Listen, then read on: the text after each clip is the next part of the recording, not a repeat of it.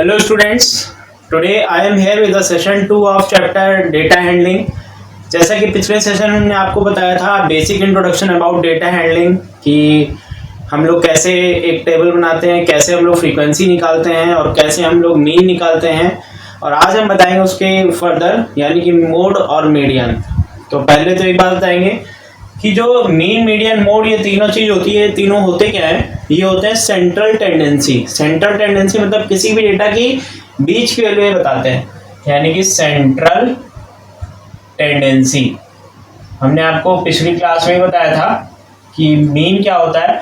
Mean एक तरह से होता है average, that is sum of observations upon number of observation, ये हमने बताया था।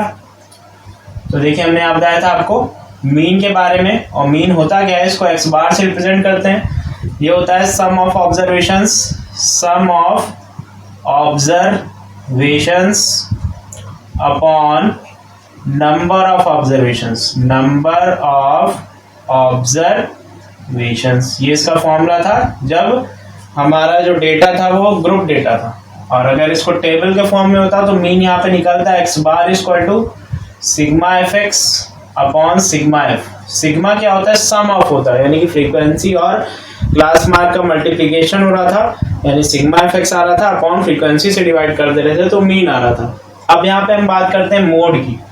मोड क्या होता है, मोड हमारा होता है यानी कि एक जो फ्रीक्वेंसी वो मैक्सिमम नंबर ऑफ टाइम्स आ रही है, यानी कि it is the frequency which comes the frequent times, या मैक्सिमम नंबर ऑफ टाइम्स, या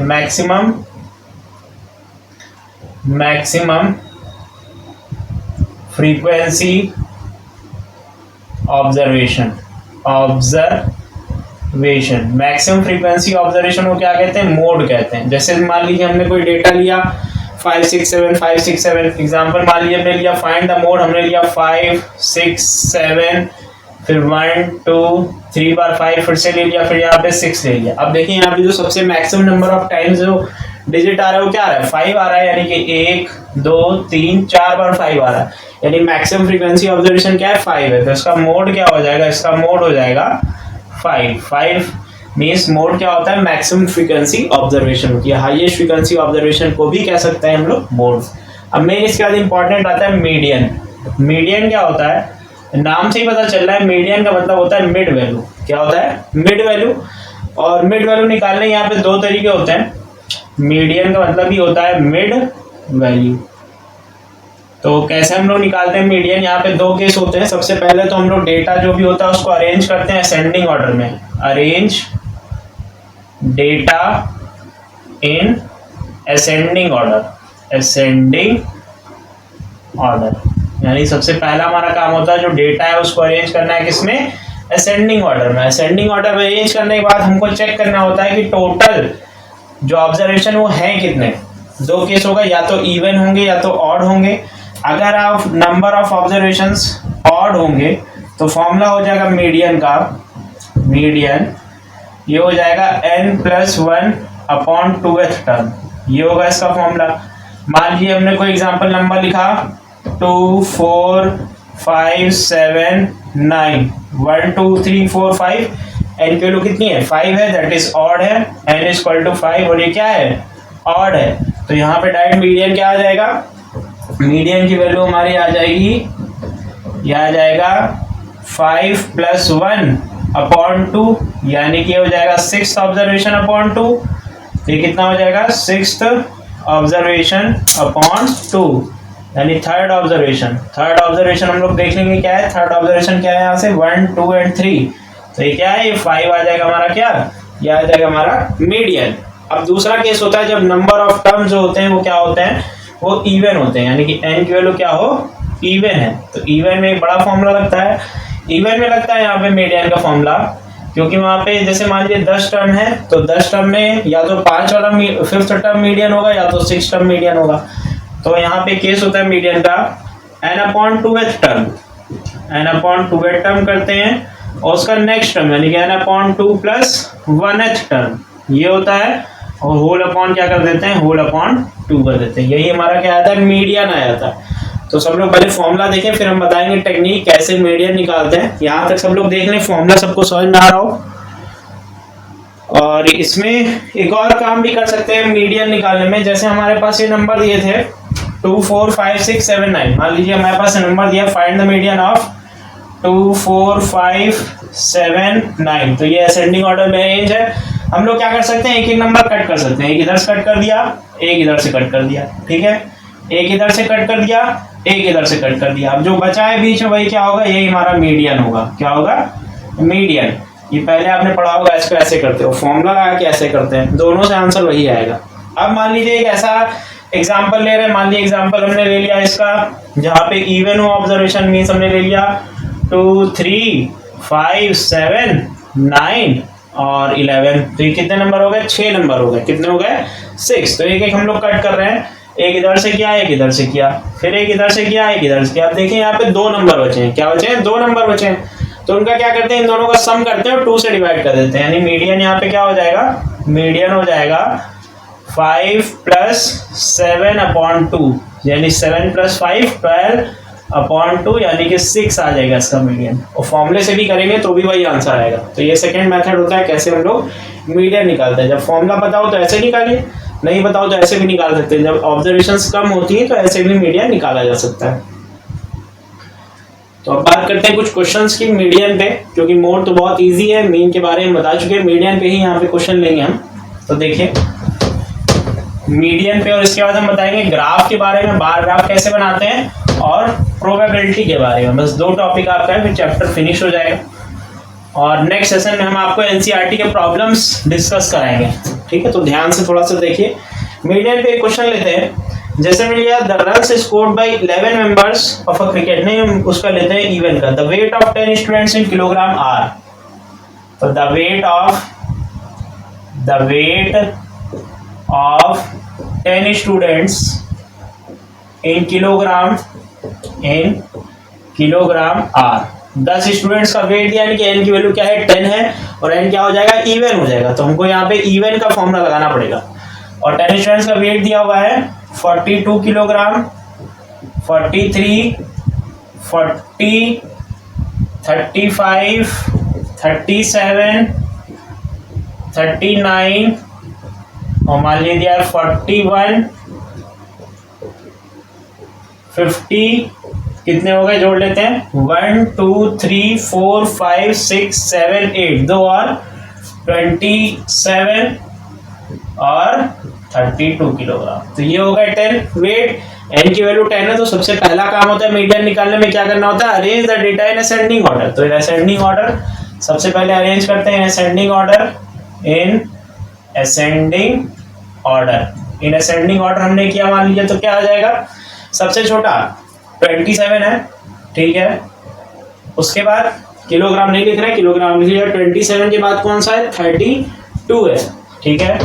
इसके बाद कौन सा है, 35 है, फिर 37 है, फिर 39 है, फिर 40 है, फिर 41 है, फिर 42 है, फिर 43 है, फिर 50 है। तो देख लेते हैं, 10 हो गए, 1 2 3 4 5 6 7 8 9 10। तो टोटल डेटा मान लिख गया। एन इक्वल टू यहाँ पे क्या है, एन इक्वल टू 10 है, और ये क्या है, ये एक इवन नंबर है। तो इवन का फॉर्मूला लगेगा मीडियन में। तो पहला मेथड यानी कि फॉर्मूला मेथड, यानी कि फर्स्ट मेथड 1, जो भी हमने आपको बताया था। फॉर्मूला कैसे यूज करते हैं इवन में, मीडियन ये होता है n/2th term plus n/2 plus 1th term, ये होता है। और होल अपॉन क्या होता है, होल अपॉन 2 हो जाता है, यानी कि n/2th टर्म 10 टोटल है, तो 10/2, यानी कि 10/2th term plus 10/2 plus 1th term, यानी कि 11th टर्म, यानी 10/2 आएगा 5 + 1 6 टर्म, 4/2। तो ये आ जाएगा 5th term plus 6th term whole upon 2। तो ये हमारा आ जाएगा 5th टर्म की वैल्यू में। आज देखेंगे क्या है, 1 2 3 4 5, ये हो गया 5th टर्म, और ये हो गया हमारा 6th टर्म, यानी कि 39 प्लस 40 होल अपॉन 2 और 39 प्लस 40 कितना होगा 79, 79 अपॉन 2, 79 अपॉन 2 इसको सॉल्व करेंगे कितना आ जाएगा 39.5, यानी कि 39.5 किलोग्राम। ये हमारा क्या आ गया, हमारा मीडियन आ गया। अब मान लीजिए बाई चांस आप फॉर्मूला भूल गए, एग्जाम में फॉर्मूला नहीं आते तब क्या करना है, यार 10 ऑब्जर्वेशन थी, हम लोग एक एक कैंसिल आउट भी कर सकते थे। तो मेथड 2 भी देख लीजिए। वैसे एग्जाम में प्रेफर करिए कि फॉर्मूला ही मेथड करना है, मेथड 2 आपके लिए बता रहे हैं, मान लीजिए एग्जाम में कहीं भूल गए तो इसको भी कर सकते हैं। तो ये हमारा है 27, 32, 35, 37, 39, 40, 41, 42, 43 और 50। देखेंगे 10 है, सबसे पहले अरेंज कर लिया असेंडिंग ऑर्डर में 1 2 3 4 5 6 7 8 9 10 है। तो हम लोग क्या करेंगे, कटिंग करेंगे। एक इधर से काटा, एक इधर से काट गया, एक इधर से, एक इधर से, एक इधर से, एक इधर, एक इधर से, एक इधर। तो जो बचे हुए दो हैं इन्हीं का सम करेंगे और 2 से डिवाइड कर देंगे। अगर ऑड होता तो सिर्फ एक नंबर बचता, वही आंसर हो जाता, और जब इवन है तो 2 नंबर बचेंगे। तो यहाँ पे क्या करना है, median, median will be equal to 39 plus 40 whole upon 2। देखिए वही पे स्टेप आ गया, यानी आ जाएगा 39.5 किलोग्राम। तो ये भी सही है। सब लोग देख लेंगे कैसे हमने मीडियन निकाला है, और कोई प्रॉब्लम इसमें नहीं होनी चाहिए मीडियन निकालने में। तो क्लियर हो रहा होगा सबको कि मीडियन कैसे निकालते हैं क्वेश्चंस का। अब बात करते हैं बार ग्राफ पे। तो ये सबको समझ में आ गया होगा, इसमें बहुत सारे क्वेश्चन हैं, सेम सिमिलर क्वेश्चन, इससे सारे हम नहीं करा रहे हैं, आपको अपने आप से करने होंगे। अब बात करते हैं बार ग्राफ की। बार ग्राफ क्या होता है सबको पता है, यहाँ पे बार ग्राफ और डबल बार ग्राफ दोनों आएगा। बार ग्राफ होता है पिक्टोरियल रिप्रेजेंटेशन होता है डेटा का, कि डेटा को रिप्रेजेंट करना है पिक्टोरियल रिप्रेजेंटेशन के through is the help of bar. So bar क्या होता है, रेक्टेंगुलर, मतलब रेक्टेंगल होता है, प्लेन पे एक रेक्टेंगल बना होता है, उसी को बोलते हैं बार। तो सबसे पहले एक क्वेश्चन लेंगे, उसी से हम बताएंगे बार ग्राफ कैसे बनेगा। तो देखिए ध्यान से, बार क्या होता है, bar is the pictorial representation of numerical data. हम लोग यहाँ पे लेते हैं, मान लीजिए एक हमने क्वेश्चन ले लिया थोड़ा सा, हाँ, the air distance of 4 cities from Delhi in kilometre are given. तो हमने लिया the air distance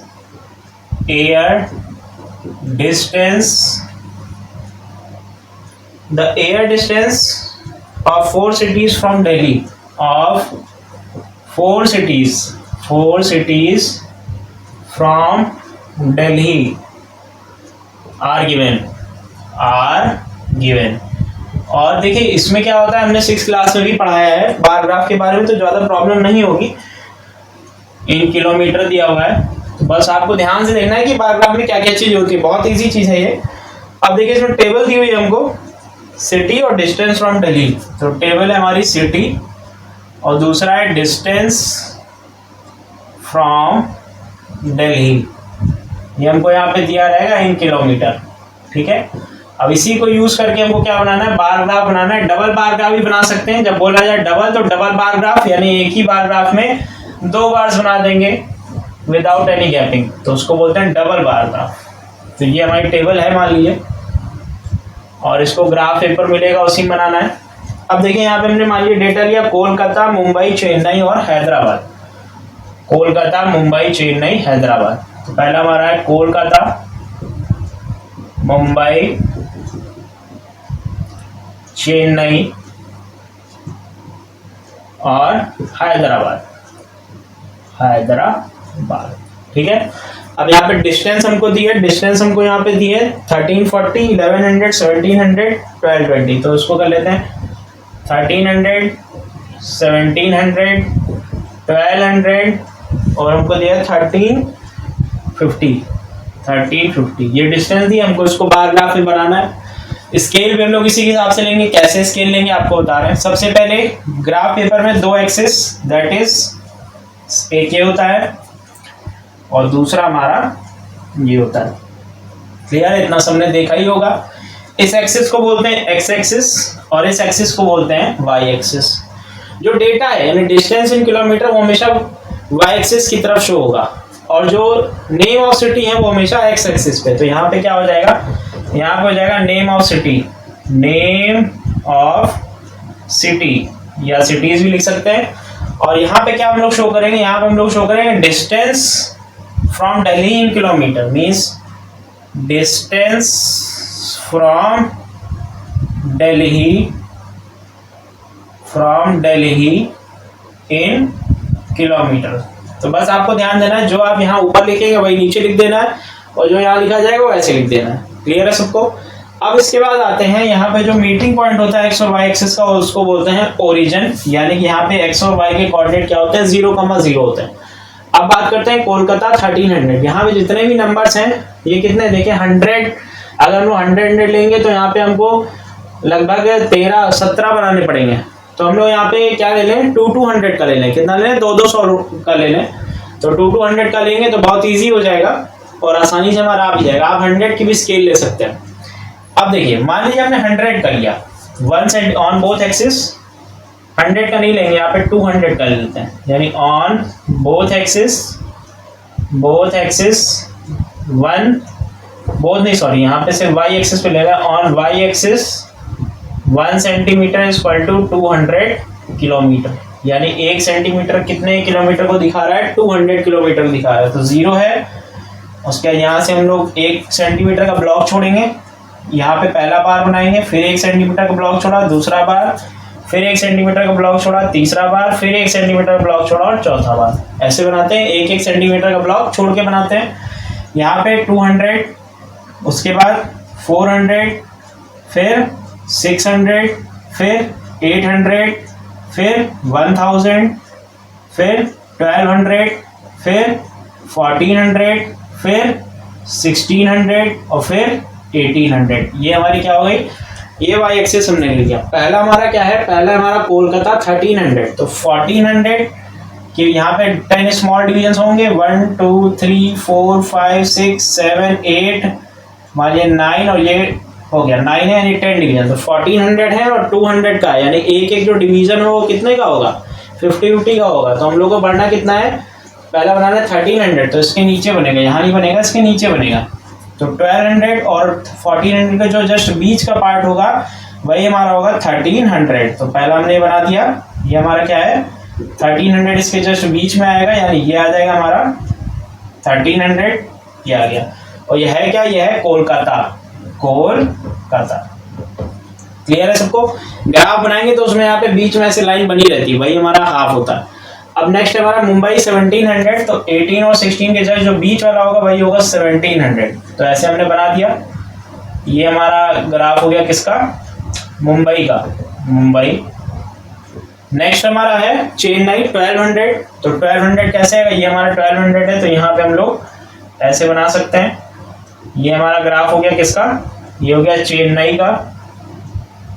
and last हमारा क्या है, हैदराबाद 1350 है। तो 1300 और उससे थोड़ा सा और ऊपर जाएंगे, 1300 और 1400 के जस्ट जो बीच वाला होगा वही 1350 होगा, यानी ये इससे थोड़ा सा ऊपर आएगा, ये यहाँ पे आएगा लगभग। और ये हमारा हो जाएगा क्या, ये हमारा हो जाएगा हैदराबाद। तो ये होता क्या है, बार ग्राफ थोड़ा सा डेटा को रीड करना बहुत ईजी हो जाता है, इससे हम लोग बार ग्राफ बनाते हैं। मान लीजिए यहाँ पे डबल बार ग्राफ होता तो इसी के बार के जस्ट बगल में दूसरा बार ग्राफ बनाते, फिर 1 सेंटीमीटर की गैपिंग छोड़ते, फिर ये वाला बार ग्राफ, फिर इसके साथ दूसरा बार ग्राफ, फिर 1 सेंटीमीटर गैपिंग। इसको बोलते हैं डबल बार ग्राफ। अब ये हमारा सिंगल बार ग्राफ है, तो इसको देख लिया। फिर आपको बताएंगे प्रोबेबिलिटी के बारे में, क्योंकि वो लास्ट टॉपिक है और इसमें इससे ज्यादा नहीं पूछा जाता। तो यहाँ तक सबने देख लिया होगा कैसे हम लोग ड्रॉ करते हैं बार ग्राफ, और उसको ग्राफ पेपर में बनाएंगे। अब देखिए लास्ट टॉपिक जो है वो है प्रोबेबिलिटी। बहुत ही इजी टॉपिक है। प्रोबेबिलिटी का मतलब क्या होता है ये बताएंगे, और डेटा हैंडलिंग का ये लास्ट टॉपिक था। बाकी क्वेश्चंस आपको करने हैं अपने आप से। देखिए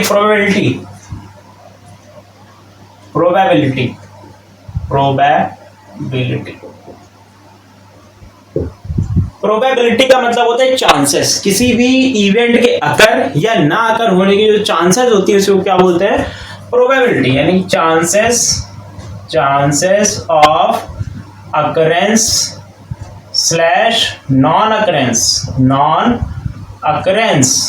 ऑफ एनी इवेंट, किसी भी इवेंट के अकर होने की या ना अकर होने की जो चांस होती है उसको बोलते हैं प्रोबेबिलिटी। मान लिया हमने कहा कल हमारा स्कूल खुलेगा, तो कल स्कूल खुलने की चांसेस कितनी है? कोई चांस नहीं है, क्योंकि अभी तो लॉकडाउन चल रहा है, यानी कि कल स्कूल खुलने की चांस नहीं, यानी कि प्रोबेबिलिटी हमारी क्या है? 0 है। अगर हमने कहा कल छुट्टी रहेगी, तो बिल्कुल रहेगी, छुट्टी होने की चांसेस कितनी है? 100% है। तो ये होती है प्रोबेबिलिटी। अब देखिए, प्रोबेबिलिटी की वैल्यू हमेशा 0 से 1 के बीच में लाई करती है। अगर हम लोग होल नंबर्स में देखें तो 0 और 1 के बीच में लाई करेगी, और अगर परसेंटेज में देखेंगे तो 0% से लेकर 100% के बीच में लाई करेगी। परसेंटेज में 0 से 100% और होल नंबर में 0 से 1 के बीच में, इसी के बीच में प्रोबेबिलिटी का आंसर आएगा। अगर किसी भी इवेंट की प्रोबेबिलिटी 0 आती है तो उसको क्या बोलते हैं? उसको बोलते हैं इम्पॉसिबल इवेंट, यानी वो चीज होगी ही नहीं। इम्पॉसिबल इवेंट, यानी किसी भी इवेंट की प्रोबेबिलिटी अगर 0 आएगी तो उसको बोलेंगे इम्पॉसिबल इवेंट।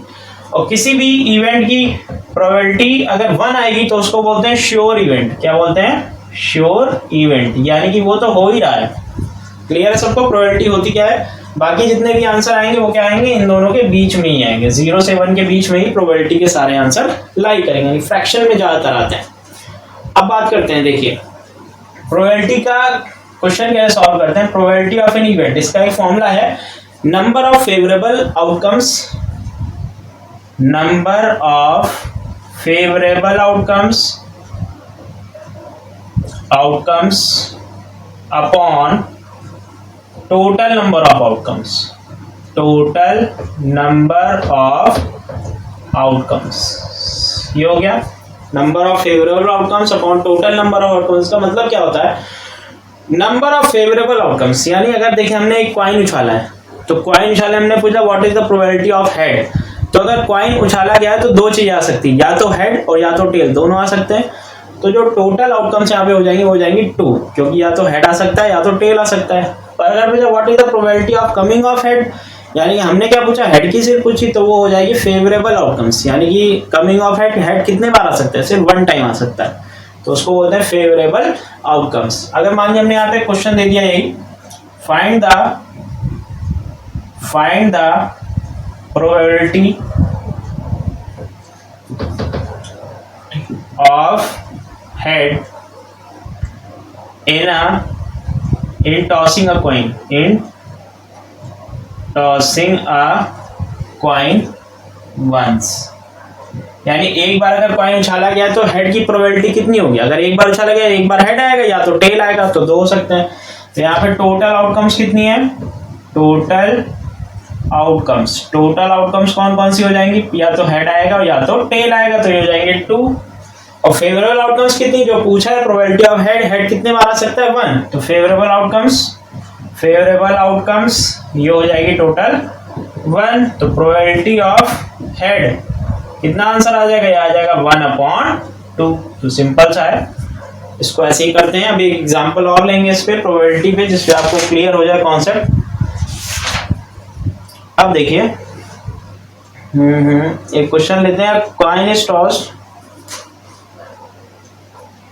ठीक है, ये हो गया होगा सबका। अब बात करते हैं एक क्वेश्चन की, इसी पे बुक का क्वेश्चन ही लेंगे। तो देखिए क्वेश्चन को कैसे करते हैं। हमने यहाँ पे एक क्वेश्चन लिया, a coin is tossed 300 times, a coin is tossed 300 times, एक कॉइन को 300 बार उछाला गया है, ठीक है।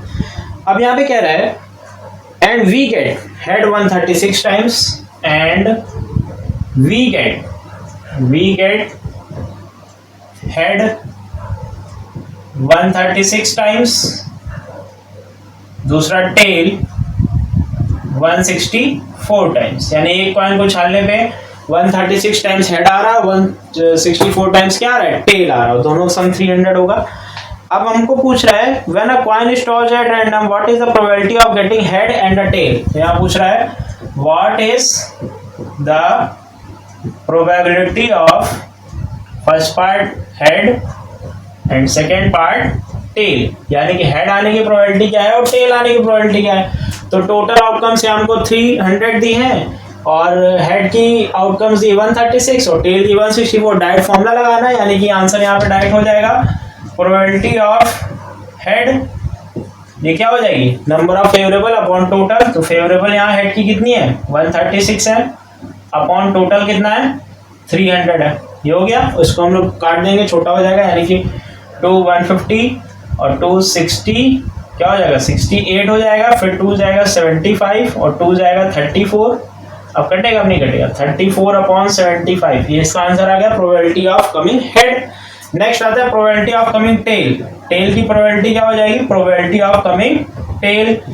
तो इसमें भी नंबर ऑफ फेवरेबल आउटकम्स हमको पता है कितनी 164, यानी हो जाएगा 164 अपॉन टोटल आउटकम्स कितनी है 300, तो डिवाइड करेंगे 300 से, तो ये हमारा हो जाएगा 2 से कटेगा 150, 282, 275 और 241, यानी 41 अपॉन 75, ये हमारी हो जाएगी प्रोबेबिलिटी ऑफ टेल। तो सारे क्वेश्चन इसमें लगभग ऐसे ही करने हैं। अब यहाँ पे प्रोबेबिलिटी में ज़्यादा कुछ नहीं है, इतना ही है।